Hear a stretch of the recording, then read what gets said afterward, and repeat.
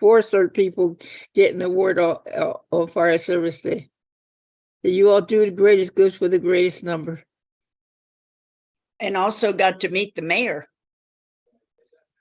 Not all of us. Oh, oh, She was where was she at? West Bureau? Valley. Valley.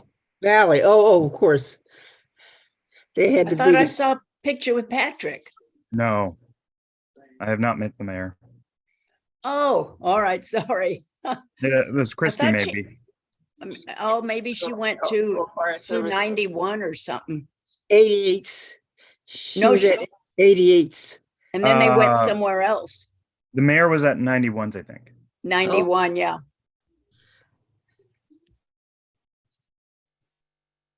All right, let's get this recorded cloud.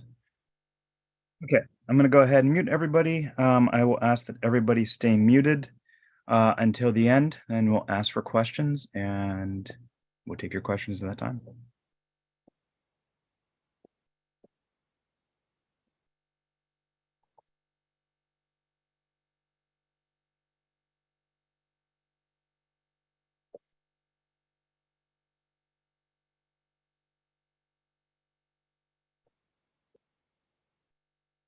Let me get the presentation loaded up.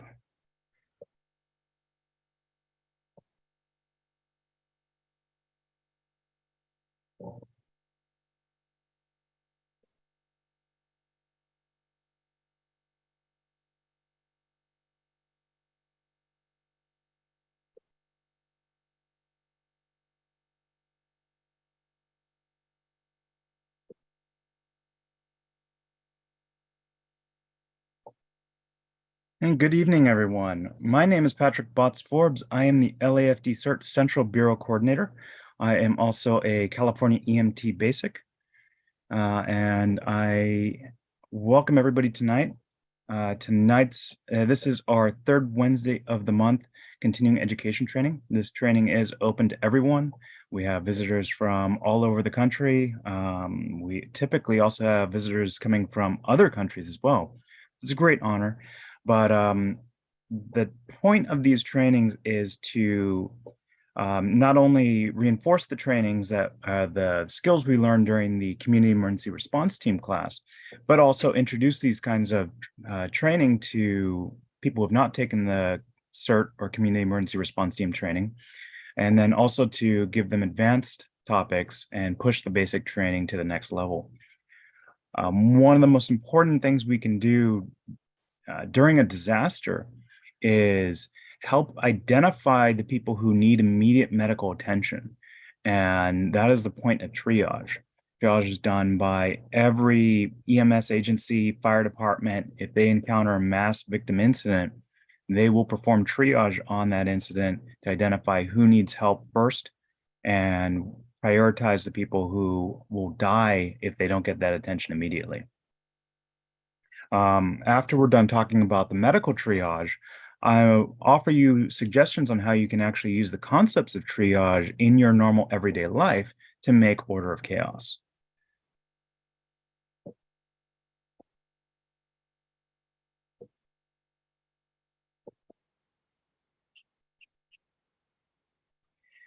So tonight's scenario, there's been a moderate earthquake early in the morning. For those of you who maybe don't know, Northern California has gotten a few earthquakes the last few days. So right along the San Andreas Fault. So an early morning earthquake could not be, unforeseen in our near future. We're in LA City, and LAFD is responding to critical emergencies. You and your local team set up a staging area and deploy out damage assessment teams. These are 3-person teams led by a team leader with a radio operator and a scribe. And you're going to walk along a predefined route doing a damage assessment. You're there to identify and radio back to staging how bad it is out there. You're going to find incidents and let staging know, because staging is blind. They have no idea what's going out there. They don't know where to send resources to. And your job as a damage assessment team is to really identify those incidents, triage them, stabilize them, and then move on. And so that's what we're talking about now, is the triage aspect of it. You've done your route and you're heading back to the staging area, but you're about half mile away from staging and you hear the sound of squealing tires and then a loud crash.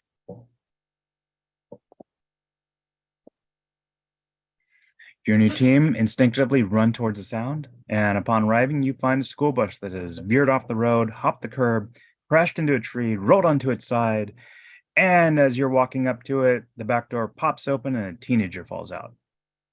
What do you do? The purpose of triage is, from its origin, is to really sort. It comes from the French word trier, or to sort. And what your goal is to make order of chaos. When you come across a scene with multiple victims or multiple survivors, you're going to have utter chaos.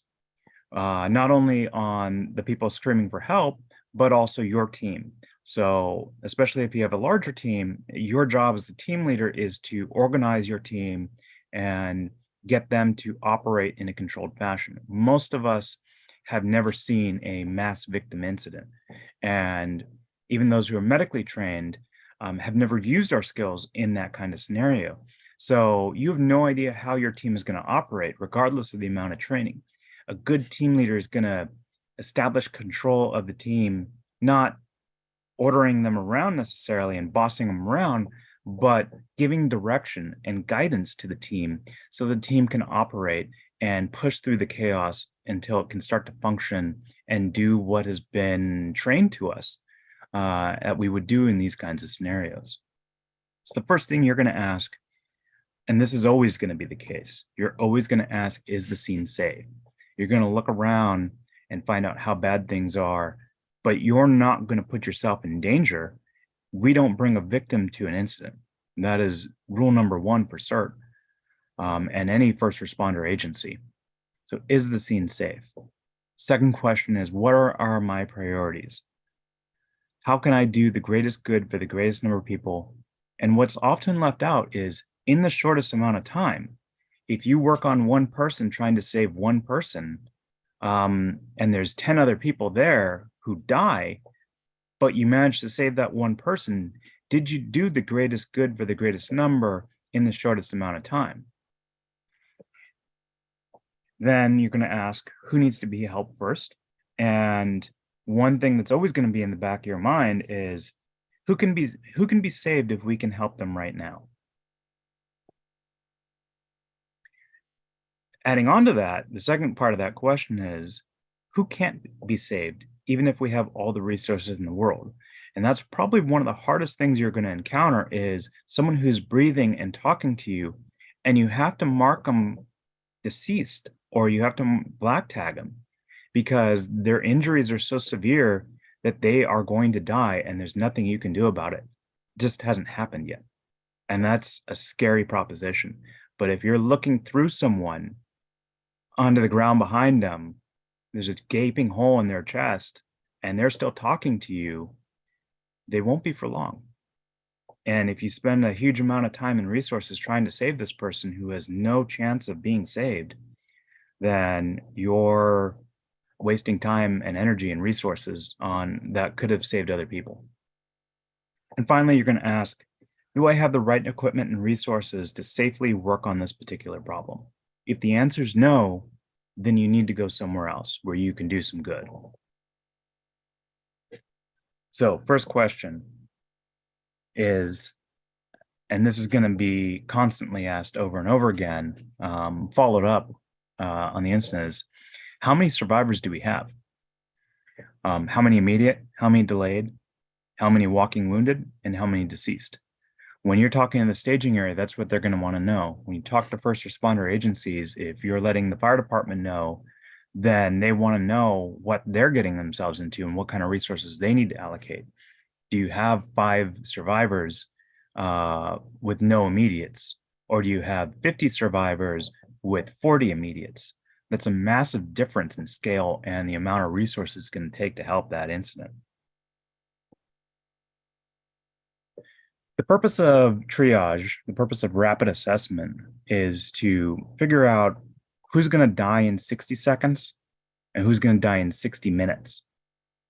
And the difference is you might be able to do something about the person who's going to die in 60 seconds right then and there. And you're literally saving that person's life. The 60 minutes thing is we need to get this person to a hospital. And if we don't, then they're going to die. And those are the priorities you have when you're doing a rapid assessment or a triage.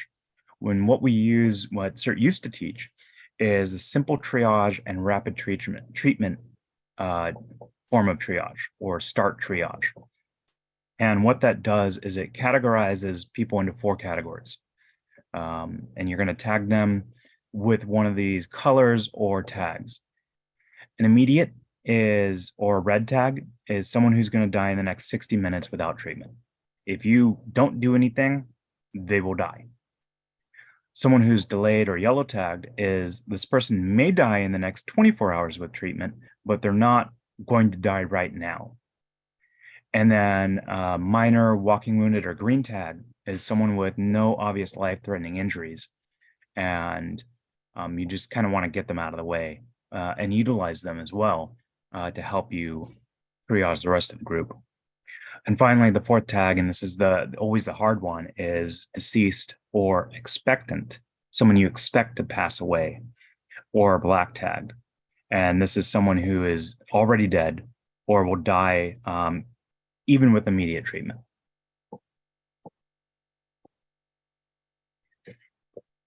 Walking wounded are, they're part of the incident, but they were able to walk out under their own power when you direct them to. And what you want to do is really always assess these people, because there are sometimes people who are critically injured who can walk away from the incident, but when you look at them, you can tell that they are not in good shape. You might be pale, sweating, panting, yet they're able to walk towards you. That doesn't mean that they're green tagged, that they're walking wounded. It means that you need to reassess them immediately and say, okay, I need you to sit down over here. And we're going to get some attention to you, because we don't know what's wrong with you yet, but something is wrong with you, and we need to make sure you get medical attention. For everyone else, you're going to direct them to go to one location nearby, say that tree over there, and you're going to get them out of the way so that you and your team can do the triage and start getting medical attention to those who need it. But you want them to stay in one location because you need to reassess them. Because what if they walked past you, you didn't notice that they were, say, had a pipe sticking out of their back and they're bleeding out internally, and then you never pay attention to them again and they end up dying. So you need them in one place, and sometimes you'll have people who have had a head injury, but it's a delay before that concussion actually starts to take effect, and they actually are immediate, and they do need medical attention, but you don't notice it, and rightly so.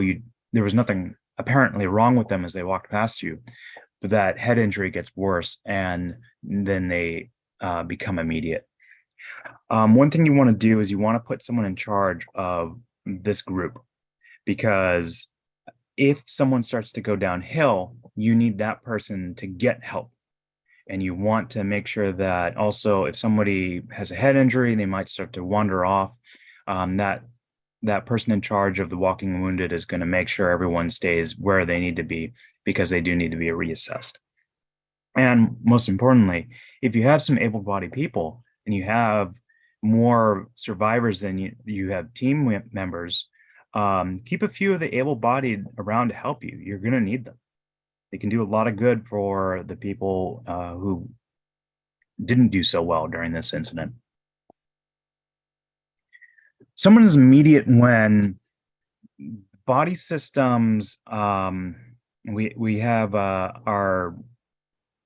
several systems in our body that exist in what's called homeostasis. It's a state that everything is working as expected normally.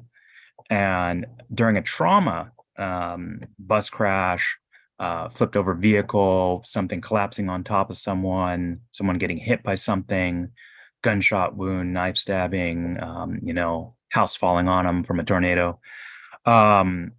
the body is no longer in homeostasis. Something has been thrown off, and the body systems can't recover from this and start to spiral downwards.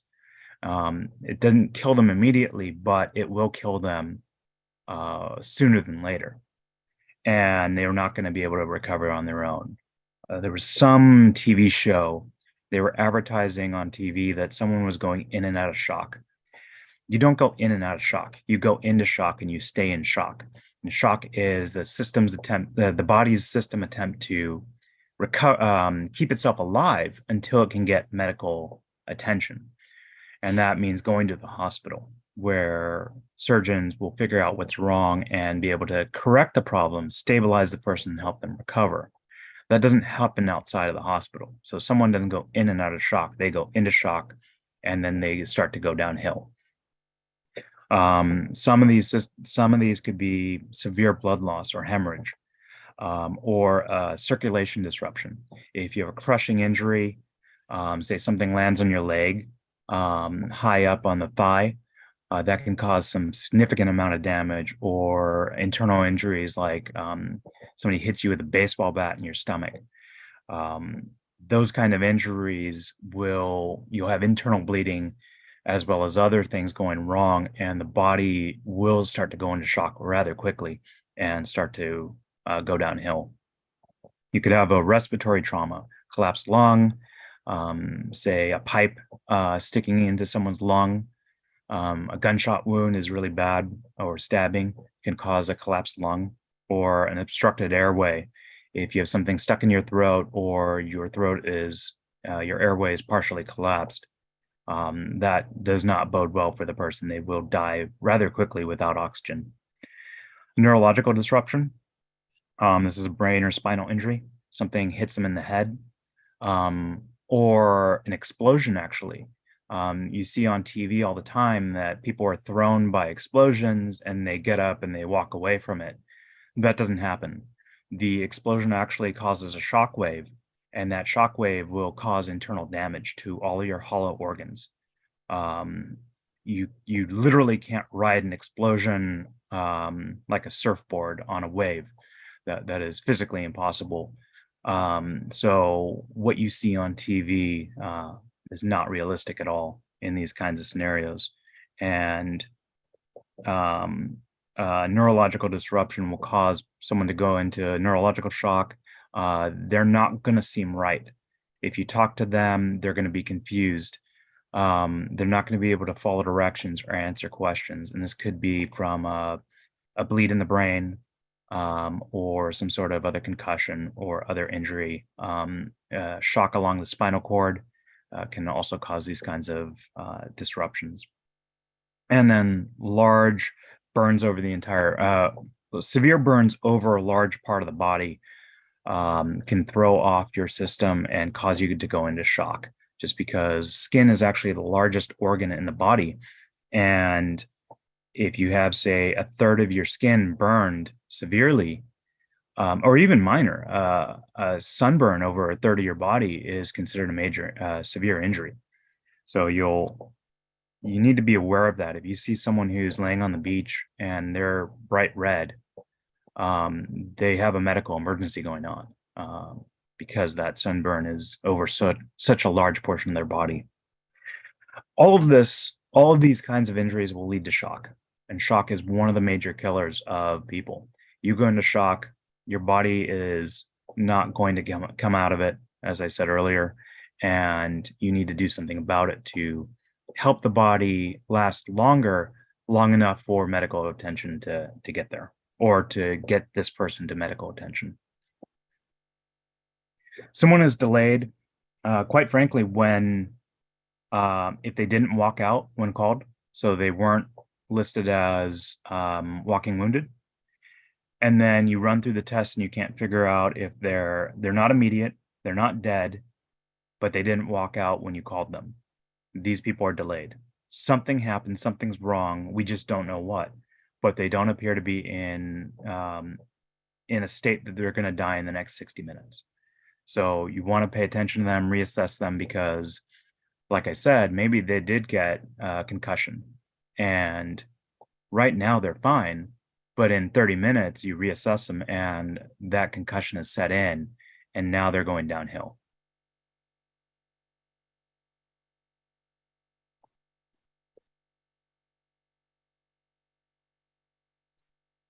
One of the major things you want to do, and this is what confuses people, is during triage, we don't treat. And that is a statement, but there's a caveat to that.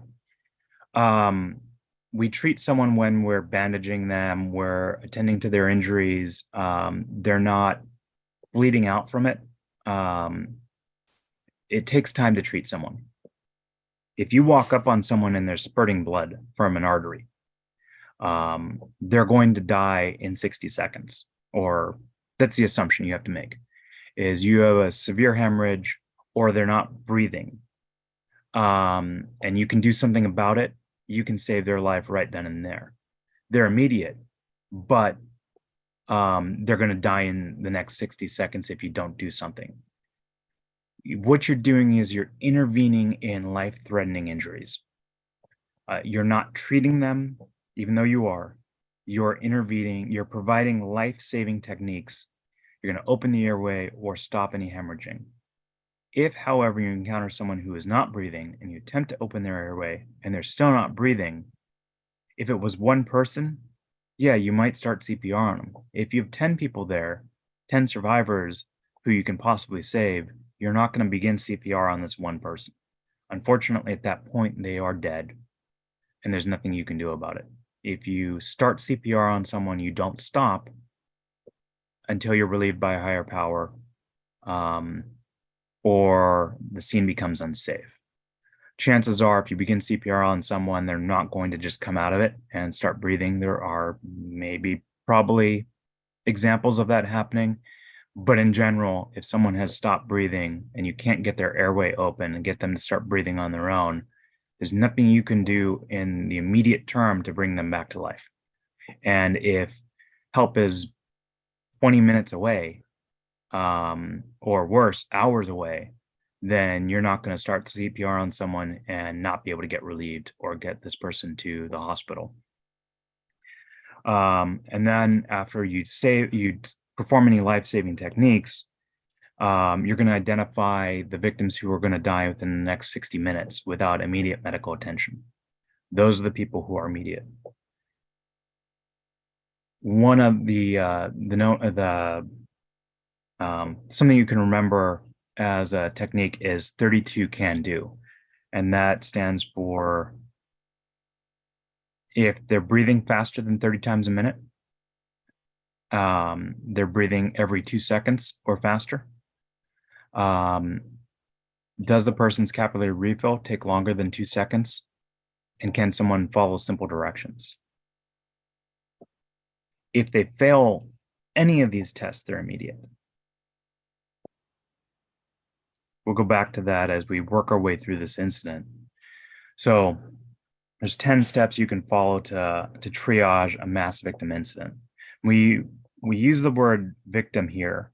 Mass casualty, the word casualty can mean death, someone who died, or someone who was a victim of an incident. So I like to say mass victim incident because it sounds a little less harsh than mass casualty incident. The other thing that I've gone through this presentation, and it's actually been 2 years since I've given this, which is kind of surprising. This is one that I often do a couple times a year, but I updated it because in CERT, we no longer call people victims. We call them survivors because they survived the incident and we're doing some good to save them or get them help. A victim is someone who has a negative connotation to it. But we're continuing using the phrase mass victim incident. But if you catch any of the slides that say victim instead of survivor, we're trying to move away from that nomenclature. So step 0, always, always, always make sure the scene is safe. Don't walk into something that is going to make you a victim, is going to cause you to no longer be part of the solution, but be part of the problem. And so as you approach, as you're approaching, you're gonna be looking around. You want a 360-degree view of the incident. You're gonna look at 6 sides. You're gonna look what's in front, what's behind, what's to the left, what's to the right, what's above, and what's below. A lot of times we walk into something and we're not paying attention to what's underneath us or what's above us. Say power lines might be above us, or a power line is down on the ground and there's a bunch of bodies down on the ground, and your instinct is to run up and see what you can do to help these people. You end up stepping into the electrified ground and you go down as well. Or there's a gas leak. You come across a tanker truck that is venting, maybe it's green gas, or maybe it's clear. You can't see it, you can't smell it. But you walk up, you start to feel queasy, and down you go, just like all the other people around them. That's why you need to make sure you know what you're getting yourself into. Make sure there's no obvious signs that something else is going on there. If you ever walk across an incident and there's a bunch of people on the ground and there's no obvious signs like a car crash or an explosion or something caused them to go down, and that will probably take you out too. So don't approach something unless you know it's safe. And also make sure you have a plan on how to get out of there if things become unsafe. Sometimes you walk into something and the way you came in is no longer safe to go back out. Say there's now a fire behind you. How else are you getting out of there? Because you need to make sure you can get out of there. So always have a backup exit or a couple of them.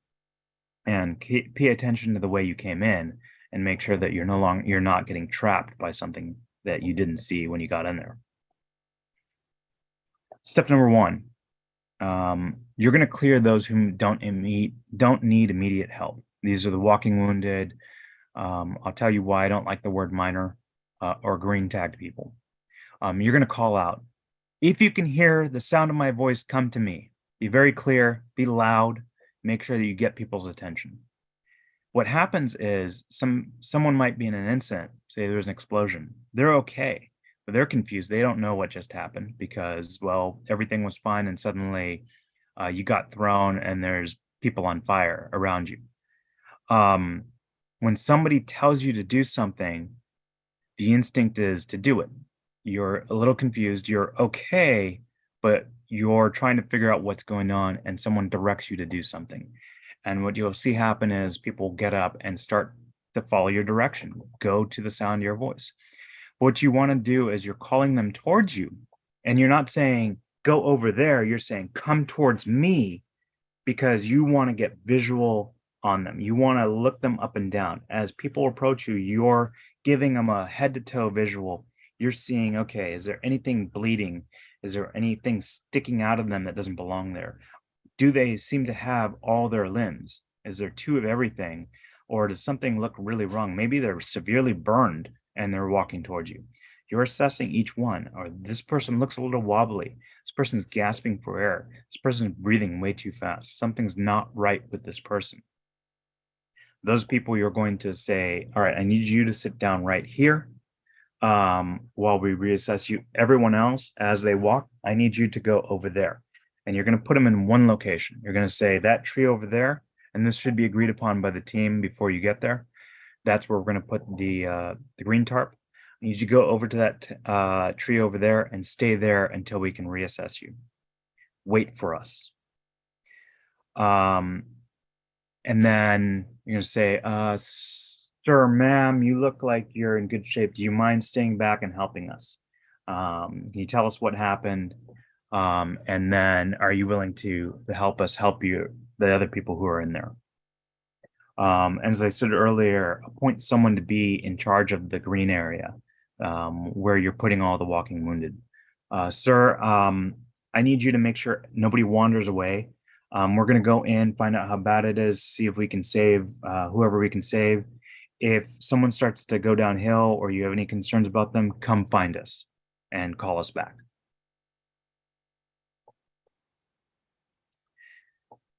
Once you get the walking wounded out of the way, the green tagged people out of the way, and chances are you're not going to green tag them right then and there. You're not handing out tags as they're walking past you. We're just calling them green tagged, and they go over there. Anyone else who's in the incident is either immediate, delayed, or dead. It's plain and simple. And once you start doing the tests, if you find someone who's immediate, you mark them immediate and you move on. You don't keep checking. We'll talk about the test in the next couple slides, but that's important to know. And we'll try and trick you. We'll give you someone who's immediate. We'll ask you to go through all the steps, and we'll say, oh, they're breathing 35 times a minute, but their capillary refill is fine, and they're able to answer questions. And the reason why we want you to do that is to trick you. We want you to think, oh, but this is fine, this is fine. No, they're breathing too fast. You immediately mark them red and then move on. You don't keep testing the other tests. And as you approach, you want to have a methodical search pattern. If you walk into a building and right at the door, that's where you start. Or you walk to a bus and you're going to go on the bus. You start at the door.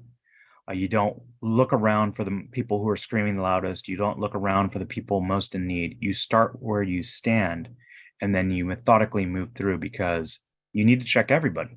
You need to assess everybody. You have to triage everybody. You can't pick and choose who you're going to triage. And if you start doing that, you'll get confused. Did I triage this person yet? I don't see a tag on them. How did I do? Just start, move to the next person, move to the next person, move to the next person, come back around, moving one by one until you get them all triaged. And if there's more than a few of you and you're able to triage in multiple directions, then you talk this out as a team. Okay, we're going to go this way, you guys go that way, and make sure there's a plan, and then we'll meet in the middle. When you approach a survivor, you're going to ask them if you can help. And the reason why you do this is, one, typically we're not firefighters, so we're not wearing turnouts where it's not obvious who we are. So we want to get permission to help someone, but you're assessing their mental acuity. If they're looking at you kind of funny, or they babble something incoherent, that's a sign that maybe something is wrong and they need immediate medical attention. When they answer, if they answer, you need to breathe in order to say something. So if you're not breathing, you can't answer. If you do answer, that means you're breathing. That's one of the tests. Is somebody breathing or not? And if someone refuses help, you move on. You don't argue with them. They have permission. They have the right to decline medical attention. They don't know who you are. Something traumatic has just happened in their lives, and you could be there to rob them. So you may very well have people who refuse medical attention, or maybe it's against our religion. And so you're going to honor their request. Now, if they collapse and they stop breathing or they lose consciousness, go back and assess them. Chances are they need medical attention. You could probably have told them that when you saw them and they declined medical attention in the first place, but you're going to give them a chance to live, and everyone should have that chance. If the person doesn't respond, you walk up, I'm a first responder. How are you doing? Can I help you? And they don't respond. Their eyes are closed. You're going to check to see if they're breathing. If they're not breathing, and the way you check is you're going to look, listen, and feel. You put a hand on their chest, and you're going to feel for chest rise. You're going to be watching their mouth and nostrils and their chest. See if you see the chest rise, if you feel the chest rise, if you see air moving through their nostrils or their mouth, and you're going to listen for signs of breathing. If you don't hear, see, or feel any signs of breathing, you're going to try and open their airway. Something happened, traumatic injury, sometimes our tongue will actually fall back and obscure or occlude our airway. We can't swallow our tongue, but it does a really particularly good job of blocking our airway. And by doing a head tilt, chin lift, you're going to tilt the head back and lift the chin up. That's going to pull the tongue away from the airway. They may start spontaneous breathing, gasp for air. It'll be very obvious, especially if they haven't been breathing for a minute or two. But sometimes what happens is after you let go, the tongue re-occludes the airway, reblocks the airway. And so you actually need to keep that person's head tilted back and their chin lifted. And this is where one of your walking wounded is going to be a major asset. Or what you could do is you could put something underneath the back of their neck, which will force their head back, a shoe, rolled up sweater or something, towel, anything you can find. And that if that keeps their airway open, then you're going to mark them immediate. Something happened, something caused them to stop breathing. You don't know what it is. So even though they're breathing now, they need immediate medical attention. So you can mark them immediate. And typically what we do is on the cert side of things is we do what's called triage tape. It's a roll of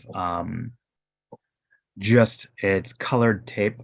It's rather inexpensive. I think you can probably get it for a couple dollars a roll. And it's very simple to tie this around someone's wrist or around their arm and mark them visually what state they're in: red, green, yellow, and black. And when you do this, you're going to tear off a piece of that tape and shove it in your pocket, because you want to have a count of how many people you've triaged and what their conditions are.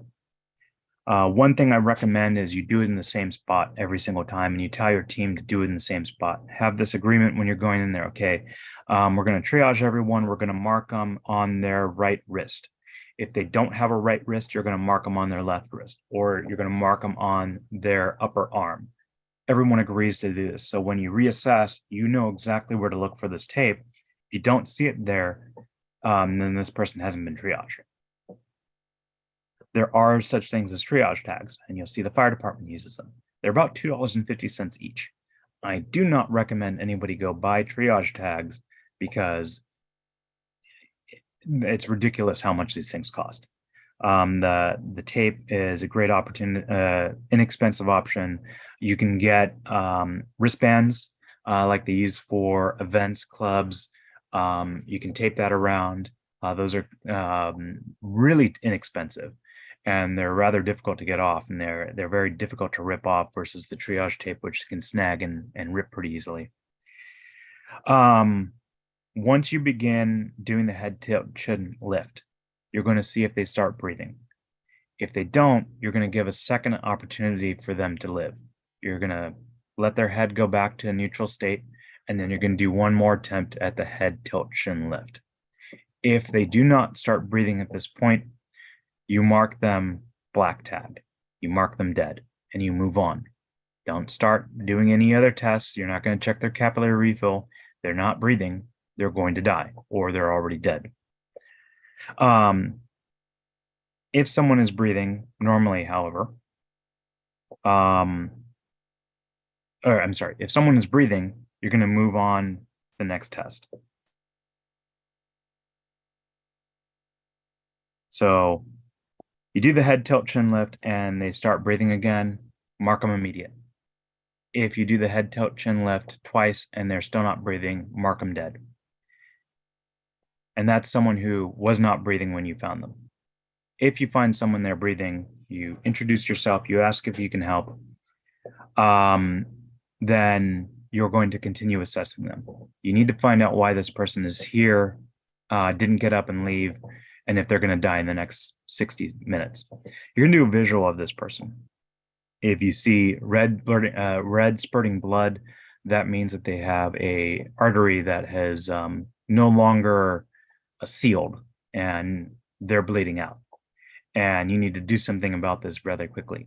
A femoral bleed, and the femoral artery runs through your inner thigh. A femoral bleed can kill somebody in less than 5 minutes. And so you need to do something about that before they bleed out. And that's going to be apply direct pressure. That's the first thing you're going to do. Apply direct pressure. You're going to try and slow that bleeding down. Chances are you're not going to be able to stop that bleeding. There's so much pressure going through the femoral artery that direct pressure alone may not be able to stop it. Probably won't. So you need to think, okay, I need to put a tourniquet on this person. Or if I don't have a tourniquet, I need someone else to put direct pressure on them. And don't be passive about this. Don't be gentle. If someone has a femoral bleed, you're going to put all of your weight behind this. Put your knee into their You probably want to go above the injury, but definitely down on top of it as hard as you can, all your weight on there. Try and slow this bleeding down as much as you can. If they're bleeding out of their arm, spurting blood, you don't need to put as much pressure on it. You don't need to put your entire weight on it, but you need to put a lot of pressure on it trying to slow this down. If you have a commercial tourniquet on you in your bag, and I highly recommend our CERT responders have tourniquets, commercial tourniquets, you're going to apply this tourniquet on them, and you're going to apply it above the injury site. Now, if you've already made sure they're breathing before you get to this point, and I used to like the acronym MARCH. It's the order of operations. You're looking to see how someone is. Massive hemorrhage is first, because if they're bleeding out, they only have they can actually bleed out before well, rather, if you don't stop the bleeding, you take the time to open the airway, if you get them breathing again, they might not have enough blood left in them to survive. That was my thinking.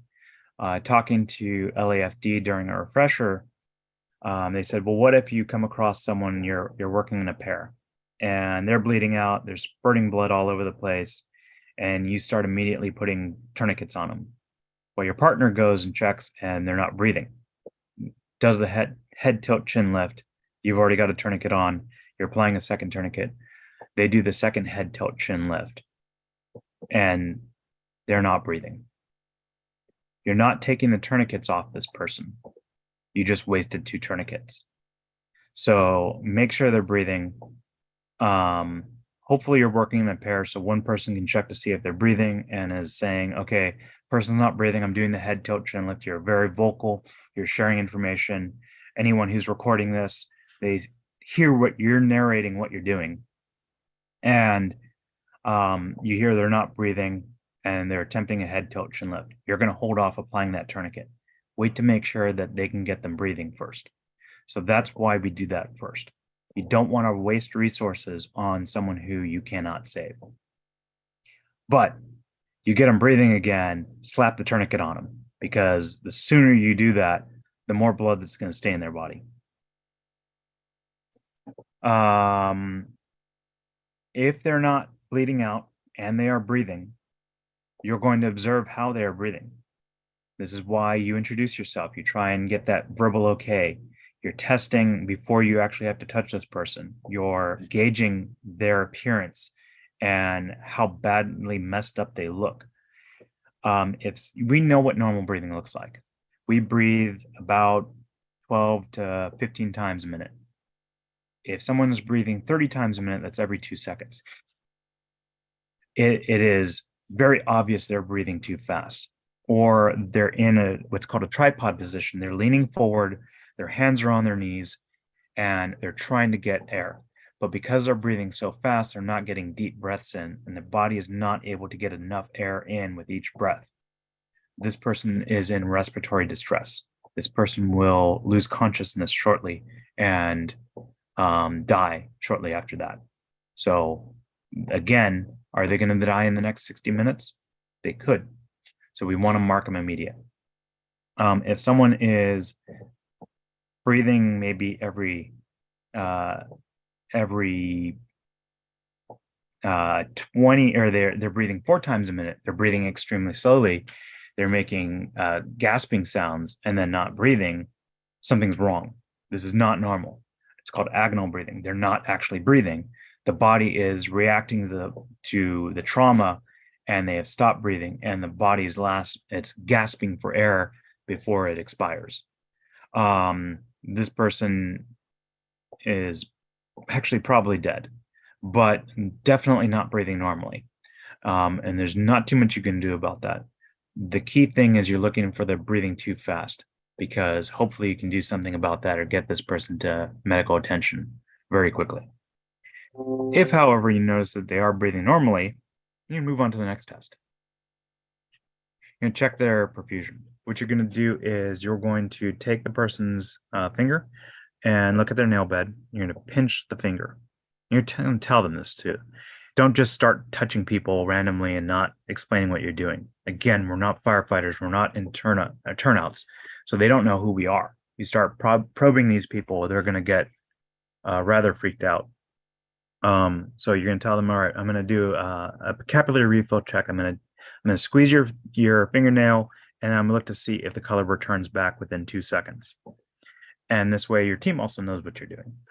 Normal circulation is you're going to pinch that fingernail, you're going to let go, it's going to go white and then return to normal color within 2 seconds. If it takes longer than 2 seconds, something is wrong with their circulation. You don't know if this is normal for them. They could be diabetic, they could have circulatory issues. You don't care. It's not normal.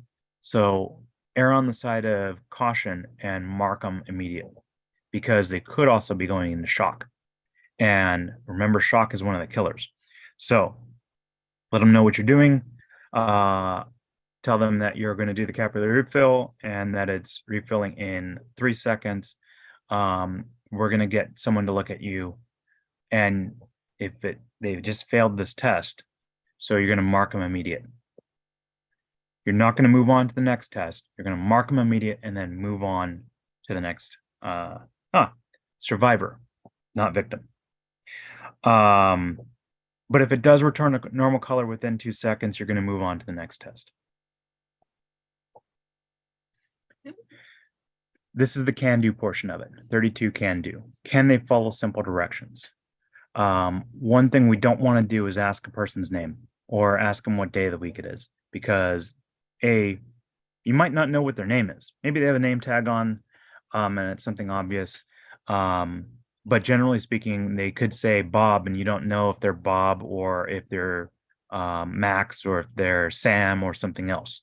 So it's generally a bad thing to do, to ask and use that as a gauge of answer. And quite frankly, if it wasn't for my calendar telling me what day it is, I probably wouldn't know what day of the week it is.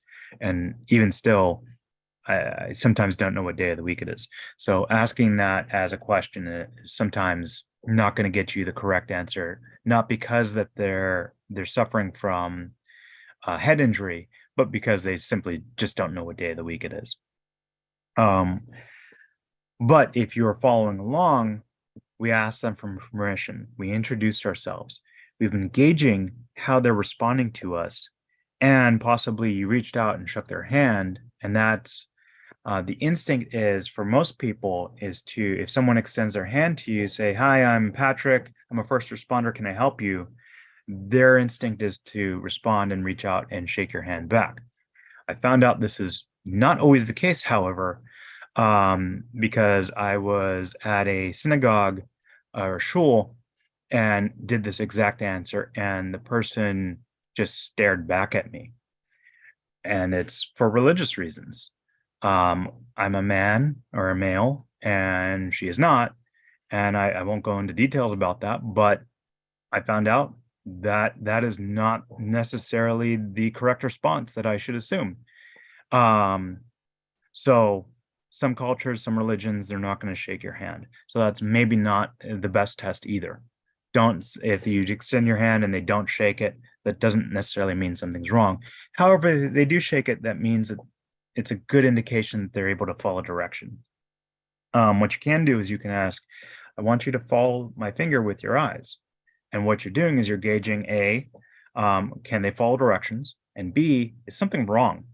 If you see one eye following, or the eyes are going in opposite directions, or one pupil is blown, it's really wide, and the other one is pinpoint, or both are pinpoint, that tells you something's not right here. And if they simply can't follow your finger with their eyes, again, we live in a very diverse community. Maybe they don't speak English or the language that you're speaking to them in. And so they don't know what you're directing them to do. However, I think most people are going, if you do this in front of them, will probably do something, move their head, move their eyes, something.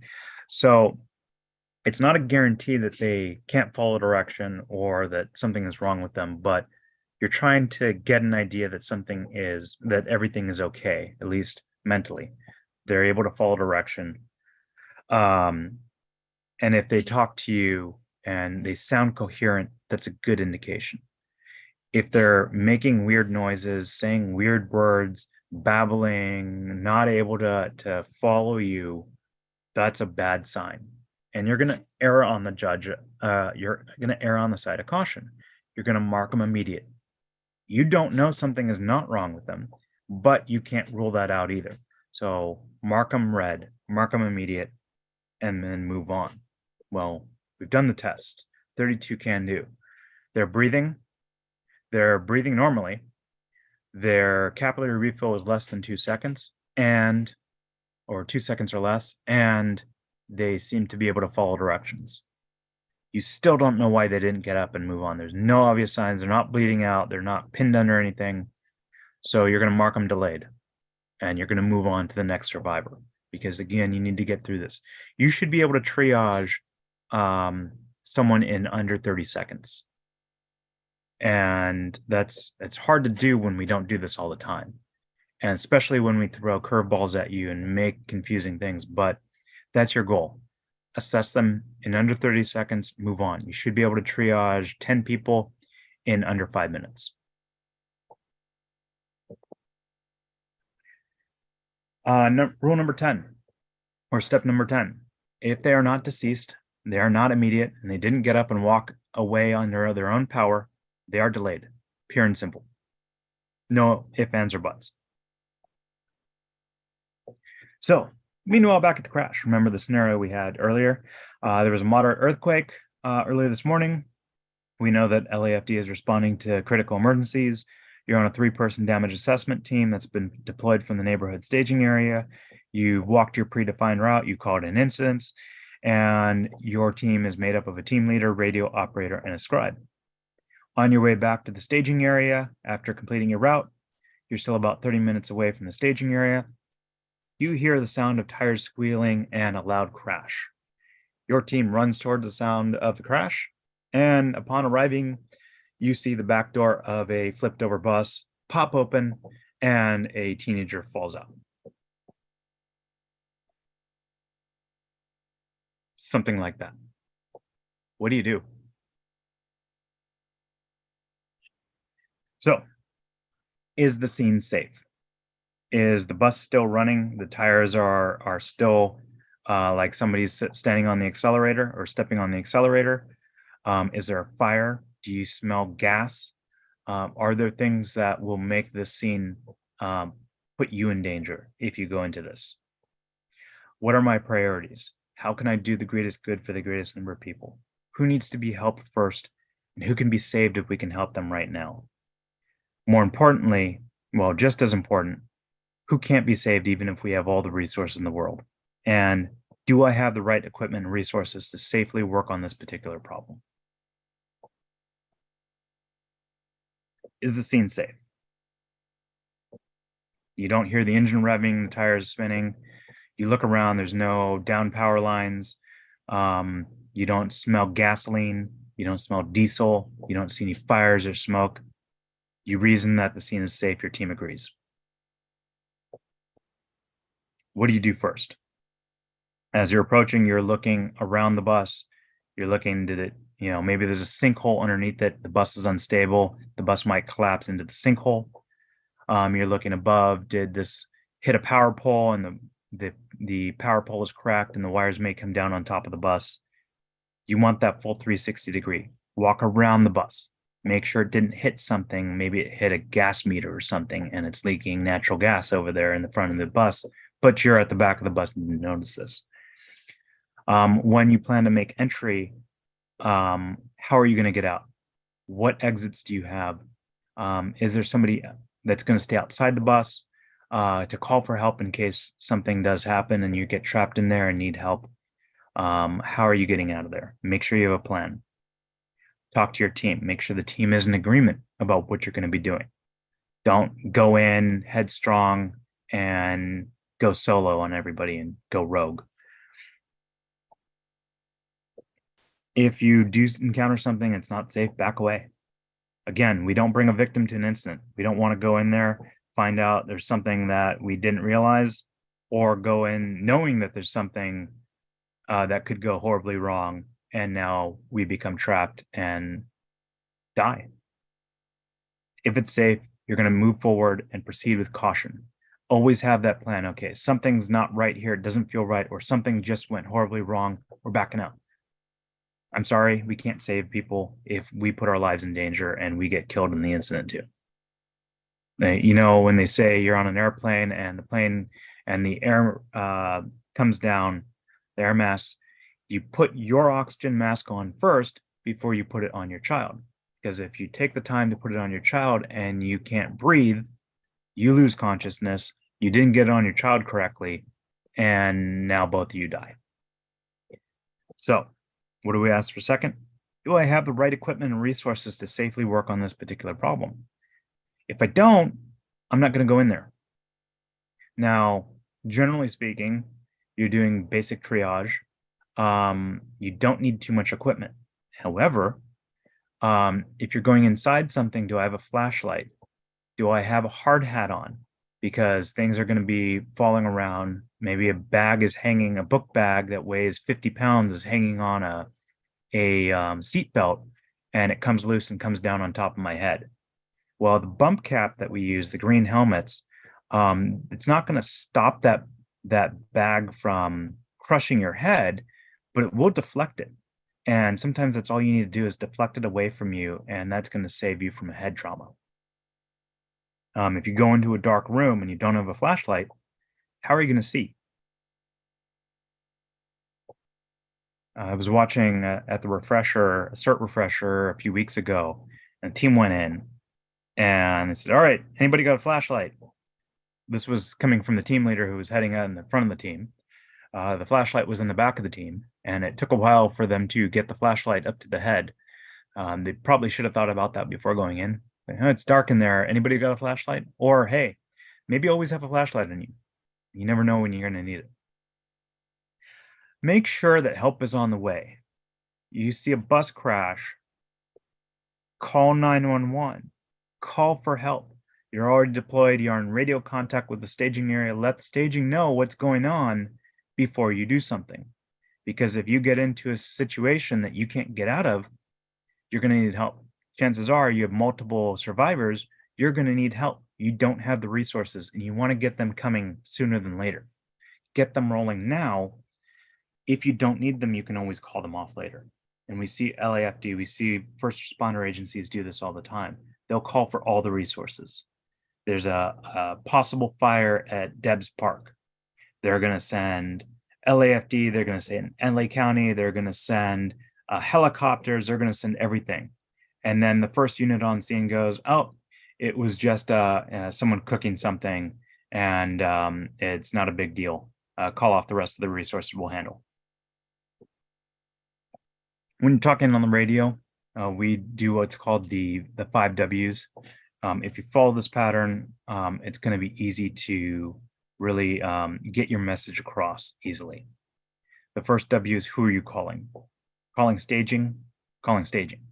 Who are you? Because staging doesn't know the sound of your voice, so you can tell them who you are. You can tell them where you are, because if your radio dies on you, at least they know who called in and where you are, that they need to send help. What do you have and what do you need? Staging, this is examples here. So your radio operator is going to call the staging area, and they're going to start with something like this. Staging, you get to the bus, you run up, you see the bus crash. Your radio operator should immediately be on the radio. Shouldn't be waiting for the team leader to tell them. The radio operator's job is to communicate with staging. Staging, this is Alpha Team with emergency traffic. You have life-threatening injuries. It's emergency traffic. You trump anyone who also does not have emergency traffic. Staging replies back, Alpha, go ahead with your emergency traffic. Operator comes back, staging, this is Alpha. You repeat who you're calling and who you are, because we're just not good at radio communication. You need that redundancy there. Maybe they heard somebody say emergency traffic and they don't know who it is, so you're repeating that information. Staging, this is Alpha. Where are you? On Cleveland Avenue, about a block up from Terrace 49 at the park. Having addresses is great, but not everybody knows where that address is. If I say I'm at 229 Cleveland and I'm looking at a map going, I don't know where 229 Cleveland is. This is Alpha. We're on Cleveland Avenue, about a block up from Terrace 49 at the park. You're giving landmarks so that staging can find you on the map. You follow it up with what you have and what you need. We have an overturned school bus, an unknown number of injuries. You haven't gone in yet. You haven't done the triage. You haven't assessed it yet. You're letting staging know that this has happened and we need a medical team at our location. We will begin triage and get back to you with more information. So you're telling them what you're doing, what the team is doing, where you are, what you have, and that you're going to get back. Staging is going to call back and say, Alpha, your incident number is 7. We have an incident response team en route to Cleveland Park. ETA is 15 minutes. Update us on incident number 7 when you have a count. And the reason why we give incident numbers is because you don't want to call back and say, staging, this is Alpha team. We have that overturned bus with a bunch of injuries at Cleveland Park, which is a block up from Terrace 49 on Cleveland. Staging, this is Alpha team regarding incident number 7. Cuts through. They already have the documentation started on incident number 7. They know what you're talking about, but they know that you're talking about incident number 7. So what resources do you have? We teach odd number teams, 2 people minimum, but 2 people is not a team. 2 people is a pair. Your basic layout is going to be on a damage assessment team. You're going to have a team leader, radio operator, and a scribe. Team leader's job, make sure everybody gets home safe. They're always hands off. When you look at the fire department, you don't see the battalion chief who's on scene running into the fire with a hose over their shoulder. They're back where it's safe, making sure that everyone is safe so that everyone can go home at the end of the day. Your radio operator, their one duty, on the radio. Make sure that if something happens, they get help, or staging know what kind of resources you need. The scribe is documenting because, well, how many injuries do you have? How many survivors do you have?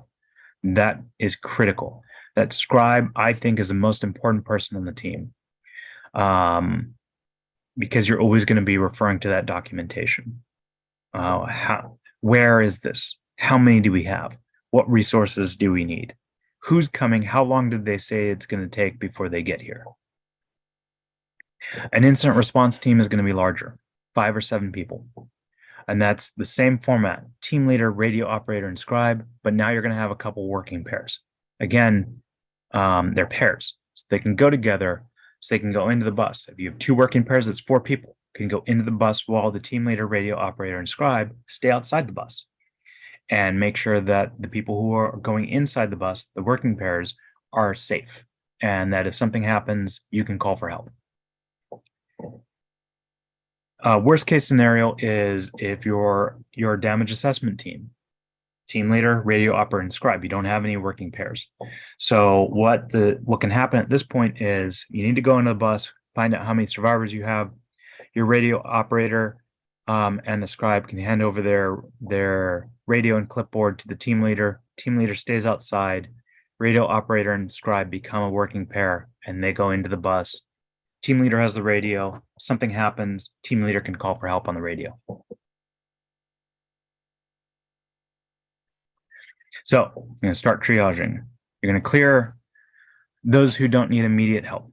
These are the walking wounded, minor, or the green tagged ones. So as you approach, you're going to call out, if you can hear the sound of my voice, come to me. Some kids start piling out. Say, okay, you're visually assessing them as they walk towards you. Come over here, come over here. All right, I need you to go over here. You're going to go. You sit down right there. You go over there. I need you to make sure everybody over there stays there at that tree. We're going to reassess them as we come out, but we need to go in and find out how many students. You look like a teacher. Do you know how many students are on the bus? Make it quick. You're not going to interview them and take a huge amount of time. This should be a very quick step. Get them over there. That person needs to sit here because they look like they were about to fall over as they were coming towards us. And you, I need you to come with us as we go back in and see how many of your classmates we can help.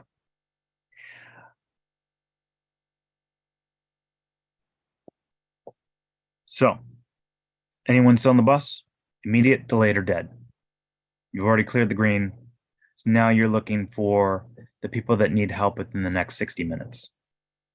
As you enter the bus, you're going to start at obviously the back of the bus and you're going to move forward. You're not going to split up necessarily because there's only 2 of you who are now going into the bus. So you don't want to have one person go around and have trouble getting in. You want to stick together as a working pair. Gonna come across the first person. You're going to introduce yourself. Say, I'm a first responder. I'm here to help. Can I help you? They nod. They say yes. Breathing and possibly coherent. Good signs. And now you're going to start doing the triage. You're going to check, okay, are they breathing too fast? Looks like they're breathing normally. All right. We're going to do the capillary refill check. Can I see your hand? Okay. Hey, follow direction. They gave me their hand. That's a good sign. I'm going to pinch your nail bed and okay, good. It returned to color within 2 seconds. Scribe's listening. Okay. We're going to mark you yellow and then we're going to move on. You already determined that they're able to follow directions. So you don't need to get them to check that again. They seem coherent. They answered your question verbally. And when you asked to see their hand, they offered it to you. Very simple. As you're doing this process, you've already determined their mental state seems okay. Eliminate steps that you don't need to do. Don't skip steps. Don't guess, but do steps at the same time so you can get through this faster.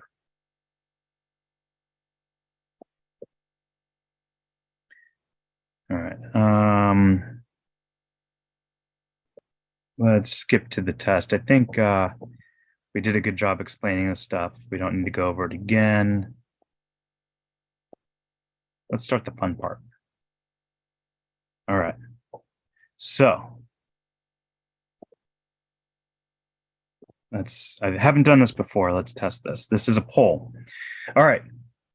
You should see the question pop up. Survivor number 1 is a 15-year-old male, breathing normally, alert and coherent, complains about a sharp pain in his leg. Yeah, sharp leg in his pain. You do the capillary refill test and it returns to color in 2 seconds. They can answer questions and perform simple tasks. However, this boy has a large gash in his leg and is bleeding heavily. What do you triage him as? So go ahead and answer the questions or answer walking wounded, delayed, immediate, or dead. Okay, so far no one has said dead. That's a good thing. Got some people saying walking wounded. A lot of people saying immediate and a fair amount saying delayed. So one thing, we weren't descriptive about the large gash on the leg bleeding heavily. That is something you're going to have to gauge.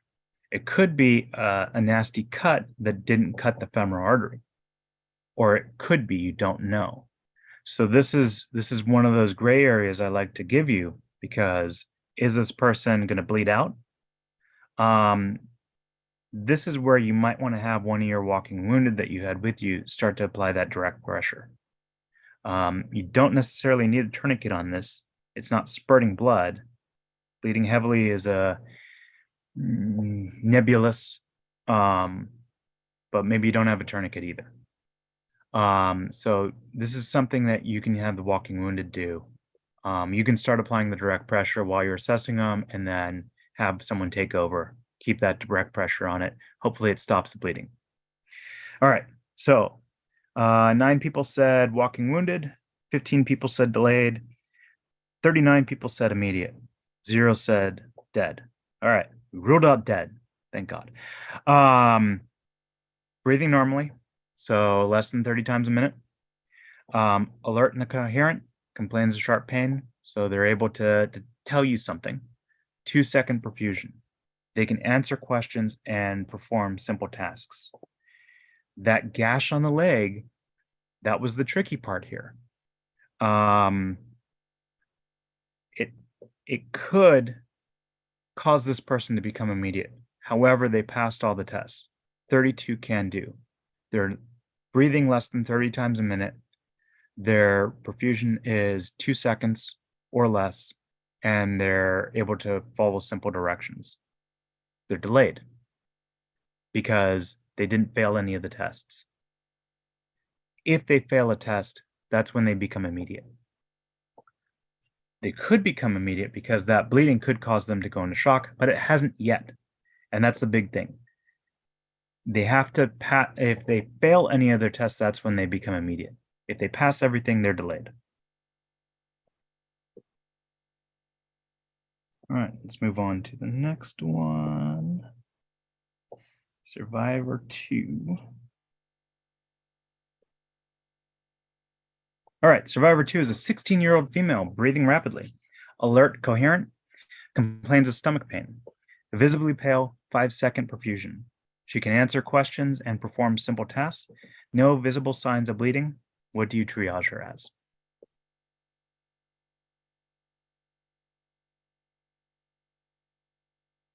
No one said dead yet. It's a good sign. All right, we got some walking wounded. So walking wounded is, again, if they were able to get up and walk towards you when you call them. So this person would definitely not be walking wounded because they didn't get up and walk away. Now the question is delayed or immediate. So we're going to go through the testing. We're going to see breathing rapidly, not breathing normally. That's a bad sign, right? Probably more than 30 times a minute. Don't count the breaths. Is it normal or not? That's what your testing is. If they're breathing abnormally, something's wrong. Something's causing them to breathe abnormally. Immediate failure. Right then and there, you know something's wrong with this person. You're going to mark them immediate. If you continued on with the test and you did the skin perfusion, the capillary refill, and it takes 5 seconds, you can see they're visibly pale. Something's wrong. They're probably bleeding internally at this point. Or we're not doctors, we don't know. But this person's immediate, plain and simple. Failed test 1, breathing rapidly.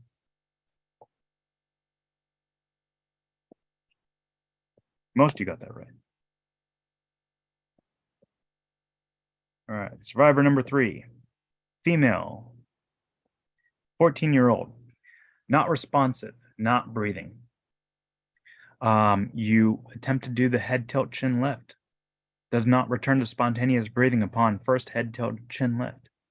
You let go and you give this female, a second chance. You do the head tilt chin lift again, she gasps for breath. You continue on with the testing, 2-second perfusion, she regains consciousness and she's able to answer questions and perform simple tasks. There's no obvious signs of bleeding. What do you triage her as? Dead. She's talking to you. She's answering questions. Man, I don't want to be triaged by you. Jeez. 8 people said dead. Walking wounded. She wasn't breathing when you walked upon her, so I don't know how that's even possible. Delayed. That's the trick here. She passed all the tests except for the first one. Remember, she wasn't breathing. We had to do the head tilt chin lift twice, and then she started breathing and she regained consciousness. We don't know what caused her to lose consciousness. We don't know what caused her to stop breathing. So she's immediate by definition. If you do the head tilt chin lift, and because they're not breathing and they start breathing, you don't do any other tests. You mark them immediate and move on, because you don't know, this person could stop breathing again on you. They need to go to the hospital. You need to find out why this person wasn't breathing in the first place. And you're not going to be able to figure that out. So immediate.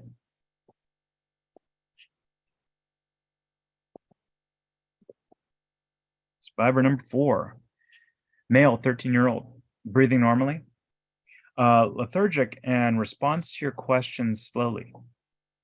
2-second perfusion. Doesn't know where he is or what's going on, and cannot perform simple tasks. No obvious signs of bleeding. Okay. I'm liking what I'm seeing here. No one said dead yet. That's a good sign. Walking wounded again. The person didn't get up and walk away when you called him. So, Carolyn, are you seeing the poll pop up? You should be able to answer the question in the poll. Which test did they fail? They failed the can-do test, right? He can't perform simple tasks. Now, you don't know, maybe this is his normal state. Maybe he is just slow to respond. It could be, that's just how he rolls. But we have to err on the side of caution here. And because he can't perform simple tasks, seems confused, not answering questions very well, we're going to go ahead and mark him immediate because we don't know. We just have to assume something's wrong here and let someone else figure out that this is his normal. Or maybe there is something wrong and we're going to hopefully get him immediate medical attention and save his life. So the answer is immediate. All right. Survivor number 5. Female, 12-year-old. Not responsive, not breathing. Does not respond to spontaneous breathing upon the first head tilt chin lift. Does not resume spontaneous breathing upon the second head tilt chin lift. She's got 2-second perfusion, but she can't answer questions and she can't perform simple tasks. No obvious signs of bleeding. How do you triage her? No one said walking wounded yet. That's good.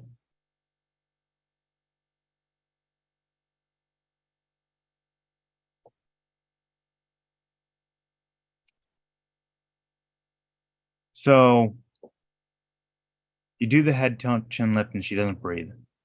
You do it again. She still doesn't breathe. You do the capillary refill. You shouldn't have actually done that. At that point, she's still not breathing. You have to mark her as dead. But just because she's stopped breathing now and you can't get her to start breathing again, her heart still may be beating and there still may be blood flow within her body. So you may check her pulse, you may check her capillary refill, and she has a heartbeat and her skin is continuing to perfuse. But it will soon not, because if the body doesn't get oxygen, the body's not breathing, the body will die. And you gave her a chance. There's just nothing more you can do at this point. You have other survivors you need to assess and help. You have to mark her as deceased, dead, black tagger, move on.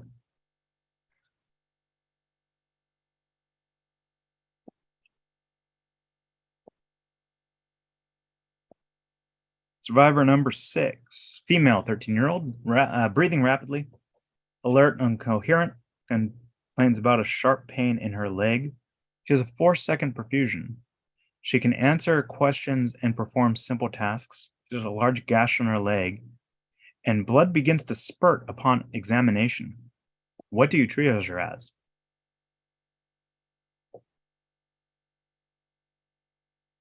Walking wounded. You guys are just messing with me at this point, right? She didn't get up and walk away. None of these survivors have gotten up and walked away. None have been walking wounded so far.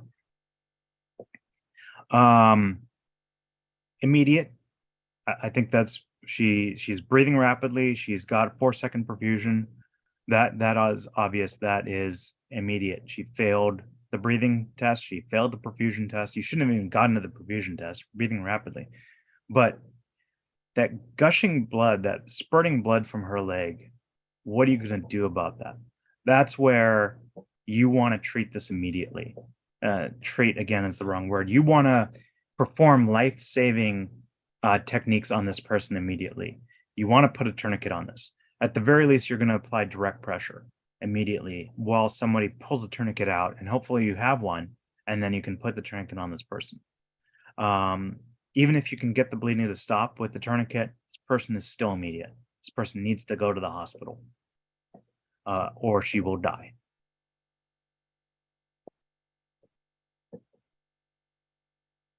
Survivor number 7. 12-year-old female, breathing very slowly, lethargic, and responds to your questions, slowly responds to your questions. 2-second perfusion. She can answer questions and perform simple tasks, but everything is slow. No visual signs of bleeding. What do you triage her as? This one's a trick question. Remember, the test is 32 can do, but if someone is breathing really slowly and they're lethargic and something seems wrong, technically, she would be delayed. I would mark her as immediate because something's wrong here. That's what your gut is telling you. Breathing too slowly is not normal. The test says breathing more than 30 times a minute. She's not breathing too fast, so she passes that test. Her capillary refill is 2 seconds, so she passes that test. She can perform simple tasks, she can answer questions, but everything is slow. My gut tells me something's wrong here. You would not be incorrect if you marked her delayed. I would, however, mark her immediate. I may get this one wrong if I'm being graded by the fire department, but I would rather err on the side of caution here.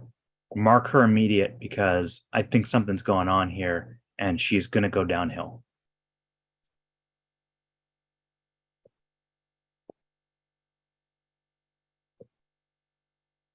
All right, survivor number 8.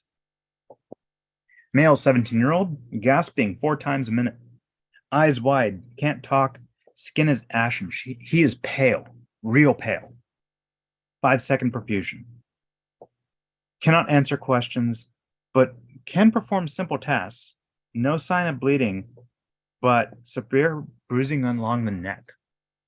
What do you triage him as?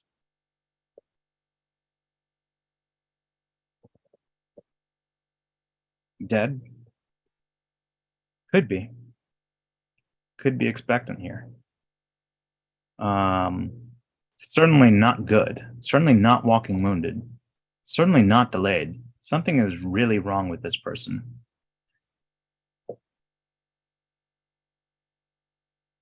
Yeah, possibly internal bleeding. That bruising along the neck, possibly artery or vein in the neck has been ruptured and they're bleeding internally. This person definitely is immediate at the very least. Gasping 4 times a minute, that sounds like agonal breathing. They can follow simple tasks though. So that's the trick here, trying to trick you. I would mark this person immediate and keep an eye on him. This person may not survive. Hopefully he does. Mark him immediate, move on to the next person, reassess. This would be one of the first people I get off the bus because something is horribly wrong with this person and they need to go to the hospital right now if they have any chance of surviving. By the way, in case you haven't noticed, I'm not giving you simple, easy questions. And if you come to our drills, that's our methodology. We don't want you to see black and white, simple, easy questions. That we want you to see the gray areas where something is not what the book says, but something seems off. We want you to think about this now, because if you think about this now and you encounter this in the field, and we're giving you realistic scenarios here, then you don't have to think about it in the field. You go, I remember seeing this. What was that? Oh yeah. And hopefully we give you an edge up on everyone else. All right, survivor number 9 is a female 17-year-old, breathing normally, alert, coherent, complains about pain in her abdomen every 10 minutes, 2-second perfusion. She can answer questions and perform simple tasks. Oh yeah, she happens to be 9 months pregnant, and there's clear liquid on the seat and floor beneath her legs. What do you triage her as? By the way, this one's a trick question. Just say it. I've always been to the drills where they always make a male the pregnant one. It's always weird. But is pregnancy an immediate condition? Is someone going into labor an immediate condition? Walking wounded. Well, she's probably not getting up and walking away under her own power. She's clearly gone into labor at this point. Fortunately, no one said dead. She passes all of her tests. She's not breathing more than 30 times a minute. Her skin perfusion is 2 seconds. She's alert and coherent. She can answer questions and perform simple tasks. Why is she immediate? She hasn't failed anything. This does not mean she will not become immediate, but you're doing a point in time right now. You want to test to see, is this person going to die in the next 60 minutes without medical attention? Going into labor is not a medical emergency in and of itself. There could be complications. There could be other injuries that cause her to become become a medical emergency. But at the moment, she's delayed, especially if this is her first child. She could be in labor for 24 hours, if not longer, before she actually gives birth. So this is the trick. This is always the trick. If you see someone who's pregnant on one of these triage exams, reread it, because it's always the trick question. People are usually not immediate.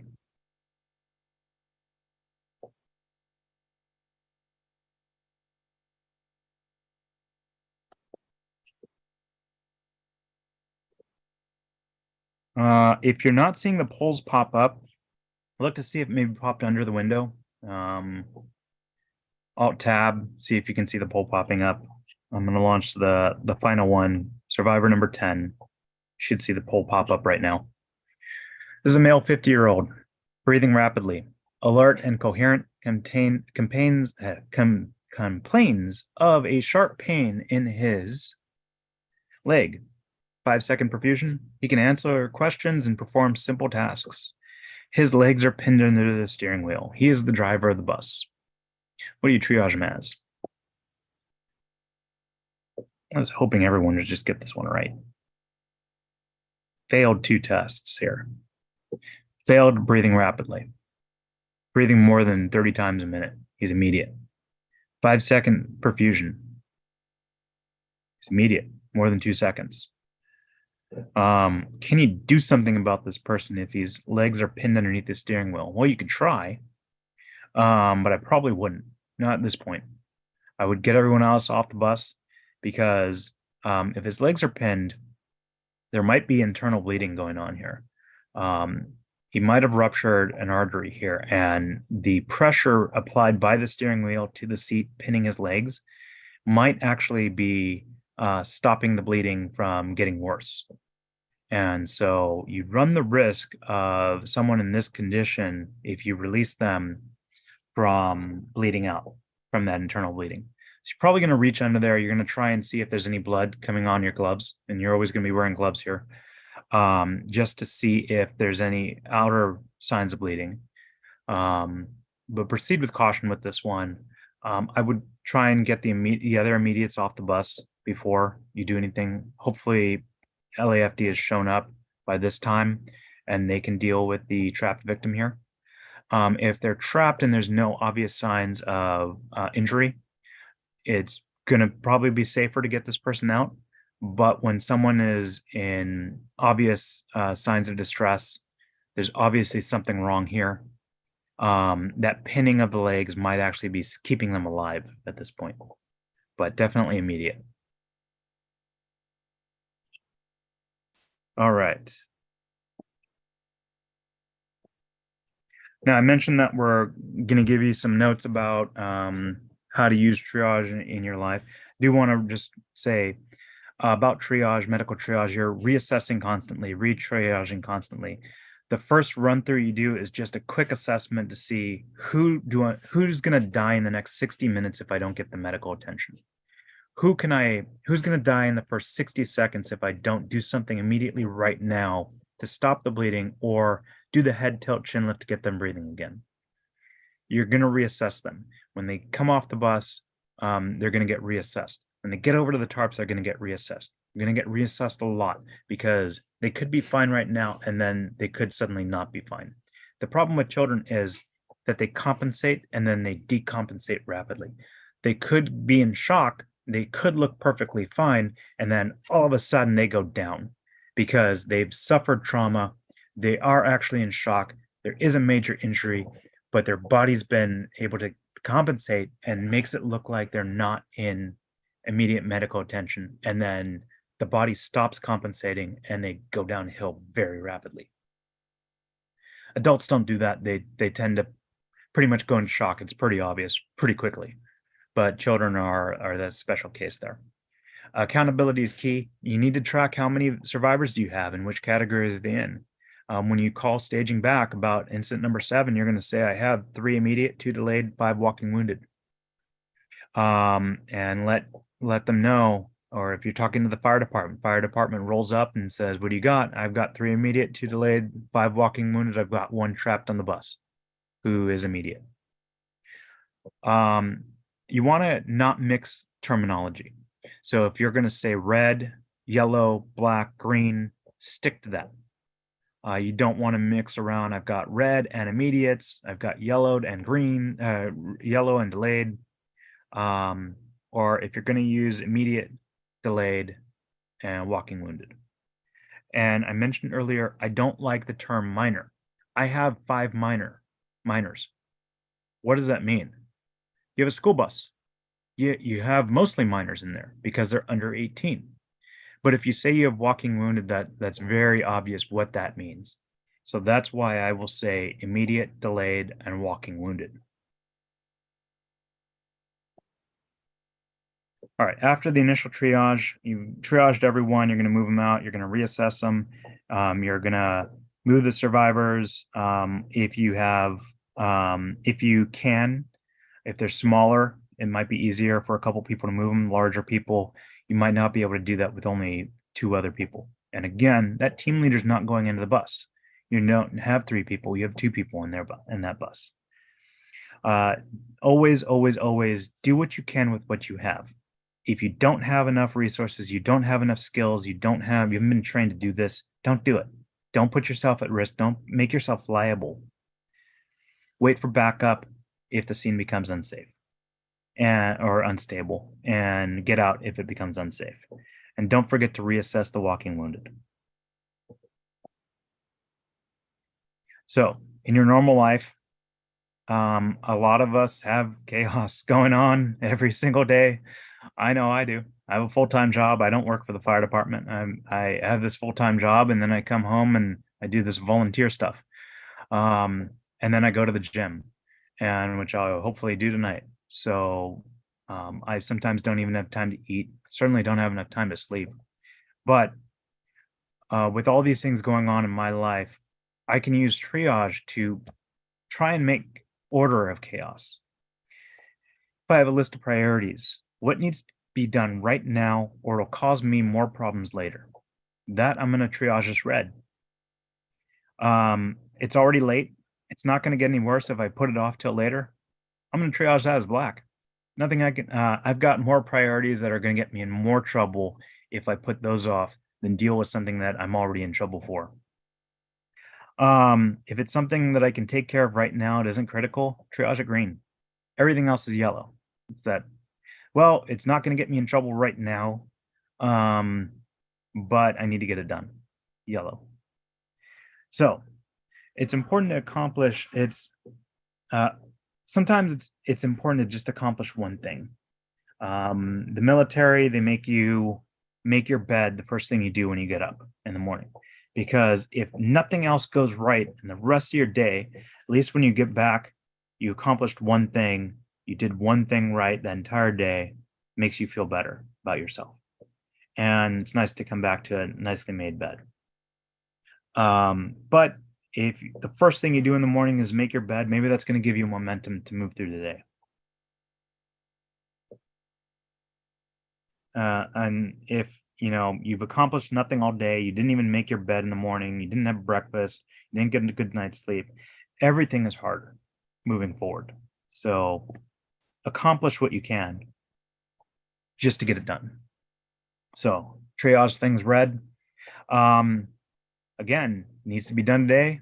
If I don't get it done today, it's going to get worse tomorrow. Other things can wait. I need to get this done today. If I have multiple things that need to get done today, I'm going to work on one at a time. And this is my problem at work right now, is I have multiple projects working on, and I'm trying to get them all accomplished. You know what that leads to? Me not accomplishing anything, because while I'm moving all of my projects forward, I'm not accomplishing any one thing. Hopefully my boss understands that.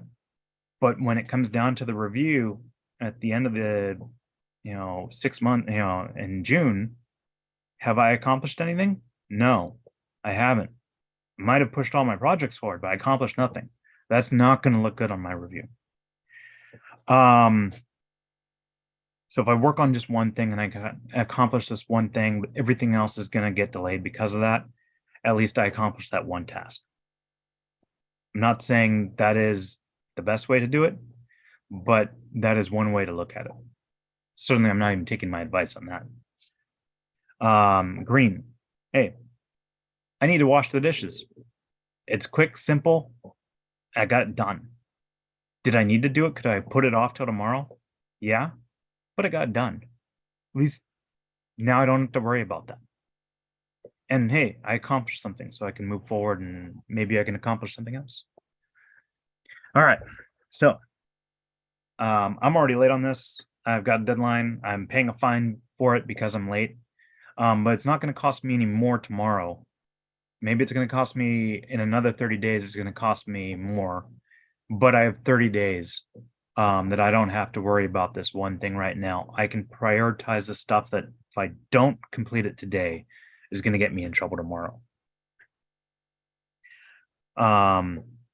But again, don't forget about these things, because just like a dead body, if I don't take care of this, if I wait 30 days and then now it's 2 months late, it's going to cost me more money. So don't forget about the things. You got to get them done, but they're not as high priority as the reds at the moment. Just don't let them become double, 2 months delayed. Everything else is yellow, and that's the worst thing when you have everything is due, but it's hard to prioritize them. They're not high priority now, but they could become high priority over time.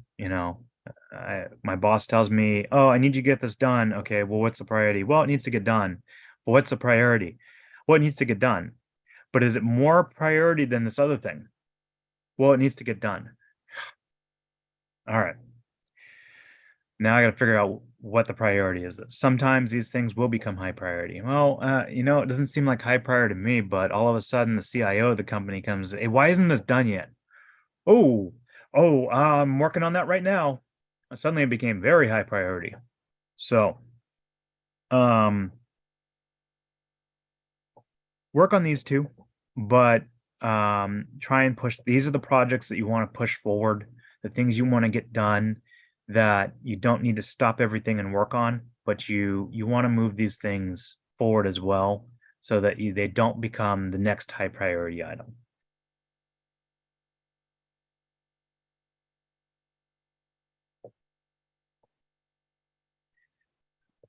So, my final thoughts in triage: always maintain situational awareness. You don't know when that scene can become unsafe. And if you're tunnel visioned on what you're working on right now, you will not see it become unsafe. And that's why your team leader, they're hands off. All they're doing is making sure you're safe. If something happens to you, they can call for backup. They can call for help. But if your team leader goes in, goes hands-on, and they tunnel vision, no one's watching your back. Somebody needs to be the team leader. Somebody needs to say, I'm going to stand back. I'm going to take the radio. You two, I need you to be in earshot of me. I need to hear what you're doing. Because if I don't hear you, something might have happened to you. Now I got to call for help. Don't get sucked in and become blind to the dangers and challenges around you. Always keep that 360-degree view. Yes, I have someone bleeding out right here, but these look like bullet holes. Did this person get shot? If I'm focused on this, unfortunately, a lot of times EMS workers, paramedics, they're patching someone up who just got shot, and the people who shot them don't want you to save them. And they come finding you patching up the person they just put bullet holes into. Well, either they're going to shoot the person again and ruin all your hard work, or they're going to shoot you because you're trying to save the person they're trying to kill. So don't let yourself become blind to everything that's around you. While you need to reassess constantly, don't second guess yourself. Don't go, well, I think, or maybe I could be wrong. Maybe it's this, maybe it's that. This is what I think it is. I'm going to go for it. If I'm wrong, and it suddenly becomes very apparent that I'm wrong, I'll do something about it at that point. But I'm going to go with my gut. I'm going to do the first thing and hope I'm right on this. Be decisive. Make a decision, move forward with the decision. But if something changes and your decision turns out to be wrong, the information you had that you made the decision on was inaccurate, don't be stubborn. Well, this is the decision I made. I'm going to stick to it, but they're not breathing. Well, they're bleeding out. I need to put a tourniquet on this because they're bleeding out. They're spurting blood, but they're not breathing. Well, I still need to get this tourniquet on them. Oh, well, the bleeding stopped, but they're not breathing. And now they're dead.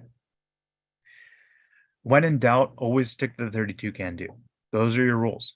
Are they breathing more than 30 times a minute? Is their capillary refill more than 2 seconds? Can they follow simple directions?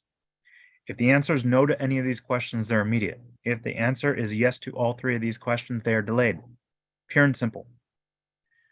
Don't get trapped by the extra information we give you, the tricks that we try and do to trick you on this. And don't spend more than 30 seconds to 60 seconds on each victim or survivor. But you need to move on. So just make it fast, move on, reassess assess everyone, triage everyone, and then come back and do what you can to treat them.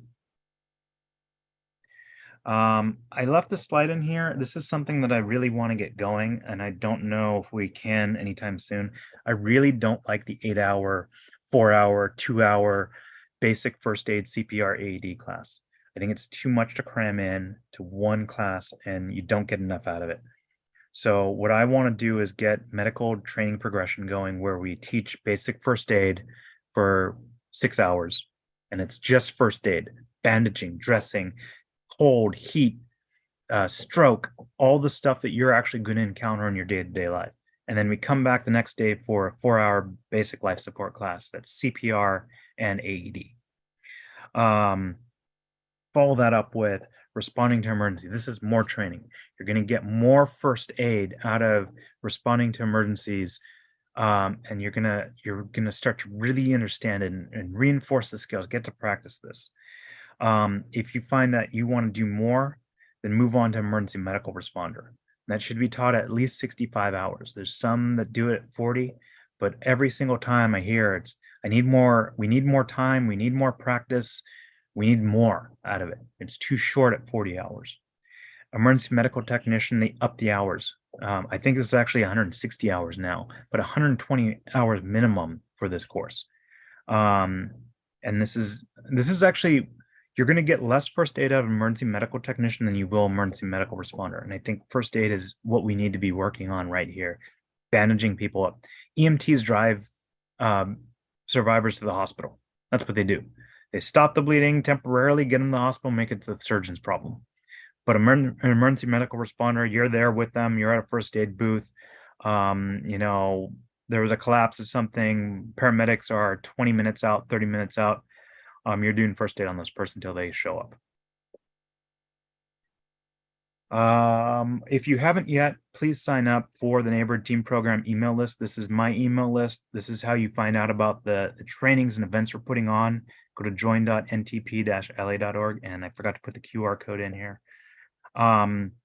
Every Monday night, 7:15 p.m., we have a LAFD Cert Zello Radio Net. We haven't been adding new call signs yet. I need to get back on that and get that cleaned up. And then this Saturday, upcoming Saturday, is our pop-up drill. This is going to be in Studio City. This is where we show you the entire picture. If you've taken the basic cert training or you haven't yet, you have an incomplete picture of what the disaster is going to look like, what you're going to be doing as a neighborhood responder after the earthquake. We show you the full picture. We show you what it looks like to set the staging area. We show you the damage assessment, how that's done. We show you the incident response. You get to be part of this. You get to call in the damage assessment. You're with the facilitator and they're telling you what you're seeing, and you triage it and stabilize it and then move on, call it in. This one on the 20th is going to be an incident response drill. You do need to sign up because of the location. We have an agreement with the location. They need to know who's coming. So we're stopping signups Friday at 10 a.m. People like to sign up last minute. Please don't sign up last minute for this. If you're going to come, sign up now. If you go to, I didn't put the slide on here, training.ntp-la.org, or just go to ntp-la.org, and in the pull down menu, you'll find our training events. You'll be able to find the Eventbrite on there as well. Otherwise, ntp-la-popupdrill-may 2023.eventbrite.com. All right. Any questions? Let me go ahead and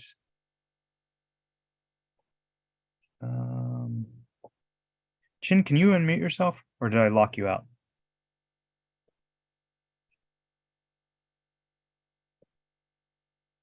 Is Chin still here? Nope. Okay. So why don't I have the ability to? Oh, all right. Allow participants to unmute themselves. All right. If you have a question, go ahead and raise your hand, and we'll try and answer it in the next 10 minutes. Any questions? Did an amazing job, and you have no questions at all. Yeah, I have a question. Yeah, Carolyn. Would you put couple of things? Would you put the address for your training in the chat if somebody wants to sign up for the training? Would you put it in the chat? And the second question is the low end of breathing. They never teach us that. And we need to, yeah, the low, they always say 32 can do, but when are they breathing so slow that you shouldn't, what's the low end? Or do you know that? What I say is, are they breathing normally or not? And they teach us at the EMT level. They don't teach it at the certain basic level because you care more about if someone's breathing too fast. But don't count breaths. Are they breathing too fast or too slow? Are they breathing normally or not? If they're not breathing normally, and you know what normal looks like, you breathe normal, your team breathes normal, it doesn't look right, mark them immediate, move on. Okay, so you don't worry about the low end. Yeah. The agonal breathing is kind of obvious, but just breathing very slowly. Yeah. I mean, when I talk about breathing too slowly, I'm talking about agonal breathing. Okay. It doesn't look right. This person should be breathing. That something's wrong. Mark them immediately, move on. And we do have a question out there. Sharon, come up and give us your question. All right. Hi. Thanks, Patrick. Thanks. This was a great presentation. Two things I wasn't clear about. Number one, when you do the tilt back and they're not breathing, and then you said wait a little bit and do it again, is that like wait 5 minutes, or is that wait a longer period of time? No, don't wait a little bit. You let go. Let the head let go, and then you do it again back to immediately. normal, and then you do it immediately after. Yeah. Got it. Okay. And my second question is, I wasn't getting the difference. So the blood, when you need to perform the immediate life saving on the person, it's if the blood is like spurting, right? But if Yes. it's just heavy bleeding, and you have to kind of assess, I guess, but we're talking about spurting blood versus like river of blood, I don't know, Yes. whatever. Spurting blood is signs of an arterial bleed and needs to be treated immediately. Heavy bleeding, that's vague. I mean, if it's gushing blood, that's spurting blood. If it looks like this is bad, like this might be an arterial bleed, put a tourniquet on it. Do something about Okay. it. But if Okay. it's, oh, they've got a cut and it's not, it's kind of oozing, it's bleeding a little bit, you know, that one, you're gonna come back to that. Great. Thank you so much. And I saw another question out there. Agatha Irish, do you still have a question for the team? Hi, Patrick, thank you. It wasn't relating to the class. The class was excellent, but I wanted to know if someone is outside of your area, can they do the Zello radio class with you? Yes, we have people who are outside of LA City that join us on the radio net. Like I said, I haven't been adding any new people, need to get back on that. But we do limit it to people in California. Okay, thank you. And are there any other questions out there for us tonight? Oh, I think I saw one here from Victor Martinez. I'm going to go back up here, and Victor, I know you well. If they are bleeding a lot on the Blanche test, should they let you know? If they are bleeding a lot on the Blanche test, should let you know how serious the bleeding is, right? No. The capillary refill or the Blanche test is when you pinch the fingernail. And I forgot to mention, if they have fingernail polish, you can't see it, you can do the palm of the hand too. You just push in the palm of the hand, it'll go white and then return to normal color. And that'll work for anybody. But Blanche test is you pinch the nail bed or you do the palm of the hand and check to see the color. There's no bleeding involved. If you pinch someone's fingernail and it starts bleeding and they've got other problems. And I've got a great that. question here. Yeah. Huh? I don't know what I'd do if someone starts bleeding out of their fingernails when I pinch it. Ooh, that's kind of horror movie stuff. Yeah. But let's see. We've got a great question here from someone who's asking it directly, who wants to do it anonymously. Hard to tell the differences between delayed and the walking wounded. Please explain this a little further. Okay. So when you call for, if you can hear the sound of my voice come to me, you're getting the walking wounded out of there. Anyone who's walking towards you and they seem okay, they're walking wounded. Anybody else who is still in the incident is either dead, immediate, or delayed. And that's the whole point of triage, is you're finding out who is immediate. Everyone else is delayed or dead. So they're not breathing. You can't get them to breathe. They're dead. Their head is no longer touched their body. They're dead. You're now checking that 32 can do. Are they breathing too fast? Are they, is their capillary refill more than 2 seconds? Or can they not follow simple directions? If they fail any of those tests, they're breathing way too fast, or it takes 3 seconds for the capillary refill, or they can't follow simple directions, they're immediate. If they pass all the tests and they didn't get up and walk away when you called them, they're delayed. Pure and simple. And Victor is saying to everybody, the Blanche tests show, and I lost that there. Test Blanche how tests well show how well blood flows. If they're bleeding, they wouldn't fail it? Question mark. So we do the test and we go by the numbers. If someone has a severe bleed, say they just lost part of their arm, or they're, you put a tourniquet on them, chances are they're going to go into shock. Shock is going to show up on the Blanche test. So yes, we go by the numbers because you're doing the point in time. Yes, they're probably going to be immediate, but right now they're not. And we don't want to question it. We don't want to second guess it. It's like, this person should be immediate, but their numbers are fine. So I'm going to go with immediate. No. If they pass all the tests, they're delayed. Pure and simple. And Patrick, I think I think we always need to remind everybody, especially in the area of triage. You know my saying, don't overthink it. Mhm. Look at what you got and then go from there. Because please, guys, understand that when these folks get back to the medical treatment area or whatever, they're going to be checked again. They're going to be checked again. The idea is for you guys to go through this and triage as many people as you can. You may not get it all right, or you may be slightly off, but understand somebody will come behind you and verify your work or make the appropriate changes. Don't overthink it, and don't get too caught up in the details, because you don't have time to like sweat those details. Patrick? And that's absolutely true, because what you're trying to do is you're trying to figure out who needs medical attention right now or they're going to die.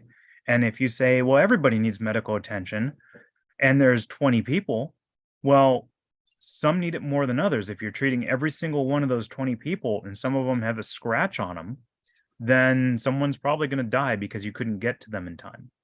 Now, if you had 20 first responders and 2 victims or survivors, yeah, treat them both. But if you've got 2 first responders and 20 survivors, you need to know who needs the most attention right now.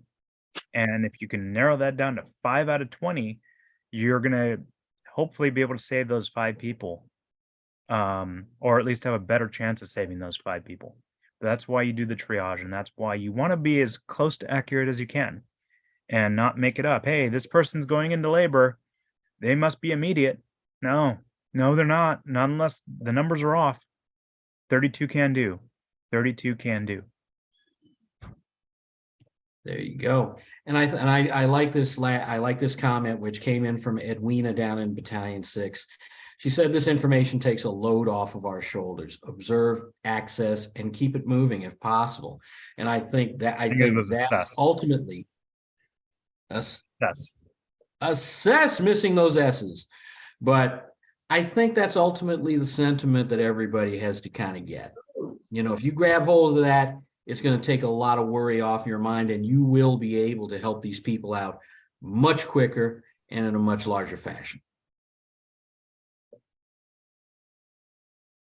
All right. Well, it is 9 o'clock. We'll go ahead and cut the recordings now. If anybody does have any more questions, we can stay on for a little bit and answer them. But I'd like to thank everyone for attending tonight. Hopefully you came away with a little bit better understanding. Hopefully you enjoyed the questions, and that presentation cleared up some of the questions that you did have. But come to the drills, because these virtual presentations can only do so much. You need the hands-on. And the way we teach, we have facilitators who are experienced members. Some of them are EMTs. Some are going through EMT school right now. Hopefully it's not all medical, because there's other things you need to be able to do. But they're going to give you these gray scenarios that are going to make you think. It's going to be challenging. And the better you do, the more challenging they'll make it. But if you're not getting it, they're going to slow it down. They're going to take a step back and say, okay, we got to get this right now, and reinforce the skills and reiterate what you're missing so you get it right, because the drills are when you can get it wrong. You're not going to kill somebody if you get it wrong in a drill, but hopefully you learn, okay, I got it wrong. This is how I do it. Now I get it. Or I have questions. Talk to the facilities. Hey, I'm not getting this. Can we go over this again? And chances are you're not the only one who doesn't get it. Maybe other people who also have the same question. They just don't have the guts to say it out loud. So get it right at the drills. Come to as many drills as you can. I know you can't make them all. I know Chin isn't even going to make this one, buddy. But attend as many as you can, because the more drills you attend, and we try and put these on monthly, the better you're going to do when you actually encounter the disaster or you actually encounter a medical emergency. I think the little pop-up questions that you had at the end of each scenario was very helpful. And that gives people time to think and to be able to select, if I have this in front of me, this is what I need to select. I thought that was very good. I'm glad to hear that. Hopefully it was something I'd been wanting to do for a while, but finally got a chance to actually get it done. A big clap to you. Thank you.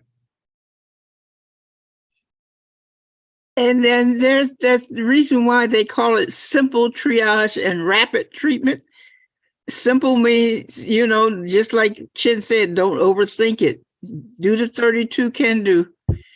And that will guide you how to go through it. Patty Nagy. Patty, unmute yourself. I'm off. Yeah, no, when I was teaching in triage, we, instead of putting something under the neck to open up the airway, if they are incapable of doing that on their own, is to put something more towards the upper shoulders. Mm. Gently yeah. push the head back. Yeah. Right. Found that when people were in practice and they were putting something underneath the neck, the head would go forward and thus crimp the neck. Yeah. And I think that's also important for infants as well, right? Because it's Yes. definitely not behind the neck on an infant. It's That's down. correct. So, it depends on what you're putting under there, actually. But I would go, maybe more towards the upper shoulders, as you say, especially for an infant. Yeah. And someone asked a question about where do you find EMR classes? Red Cross, I believe, is still teaching them. When I started doing EMR, it was a 60-hour class, went down to 54 without the pool work. But so 60 and plus, if you want to put pool work in it, which is what we originally did, that's a really great thing. I highly recommend that class for anybody. Yeah, it's a great class. Plus, the pregnancy question, I chuckled when you did that, only because people get so caught up in the wounds or the situation or the condition of the body. That doesn't count, as Chin said. It's 32 can do. That's all you look at. I don't care if they're missing a leg. They might not be bleeding severely just yet. Mm-hmm. But all I have is the 5 seconds I'm with them or the 30 seconds I'm with them. I don't have the future. Mm-hmm. If the lady is in active labor and she says, I got to push, chances are her breathing rate will change, at which point she becomes an immediate. Right. Because she's fast breathing. Mm-hmm. But otherwise, pregnancy is not an emergency. Takes 9 months.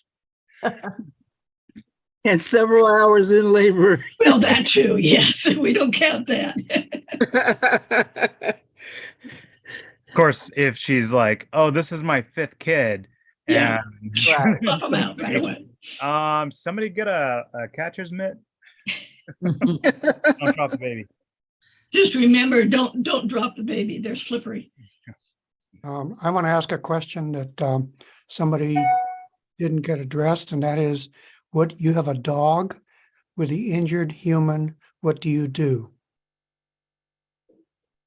And the dog is acting aggressively towards you as you try and help the injured human. I'm only reading, but somebody else posted. So that's probably the more likely scenario, is the dog is defending the person. If you can do something about the dog, okay, but if you can't, don't put yourself in danger. Don't get bit by a dog because you tried to save their human.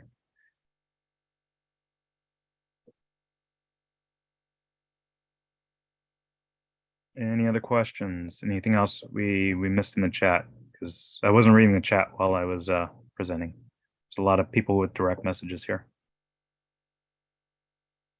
There was a question, it says, with a smile, says, do you still teach us how to turn off our home appliances? I don't know if that's a legitimate question or not. That's taught during the basic cert training. If we do a segment on utility shut off, we'll do that. But I like doing the more advanced topics. I'll let Chin teach the utility shut off. Oh, really? Give me the good stuff. But then again, as I like to say, folks, you never want to wake up and find out I'm your doctor. You have a cool video that you show for the utility shut off. So, professionally edited. So, Yay. yeah. And it's more of a hands-on thing, really. Yeah. Come to our outreach booths. If we do a cert outreach booth, we're trying to have utility shutoffs there so you can practice that. All right. Well, I need to go get some food. So if no one else has any other questions, thank you all. Have a good night. Bye, thanks. Good job, Patrick. Thank you. Thank you, Thank Carolyn. you. Thank